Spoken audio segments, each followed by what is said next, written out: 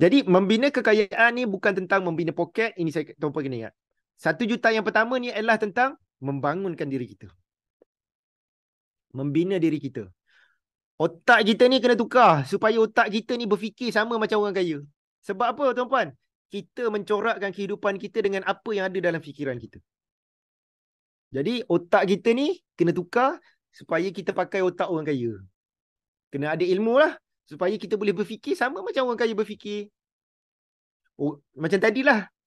Orang biasa fikir ada duit, dia akan tarah semua. Tapi orang kaya fikir, aku kena kumpul harta.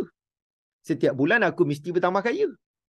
Orang biasa fikir, tak apa, bulan ni aku dapat gaji, aku habiskan. Bulan depan ada gaji lain. Itu orang biasa fikir. Orang kaya tak.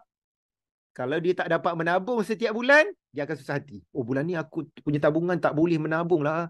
Sebab duit tabungan guna untuk pergi cuti sekolah. Dia rasa tak happy. Kalau tuan-puan rasa tak happy tu, betul lah tu. Tapi tuan-puan rasa okey je tak ada saving. Itu bahaya. Mindset. Satu ialah mindset. Yang kedua ialah, tadi cara berfikir. Yang kedua ialah tuan-puan, kita kena tahu apa yang orang kaya tahu. Ini tentang ilmu. Ini tentang skill. Ilmu. Tadi tentang mindset. Yang kedua ialah ilmu. Kena tahu apa yang orang kaya tahu.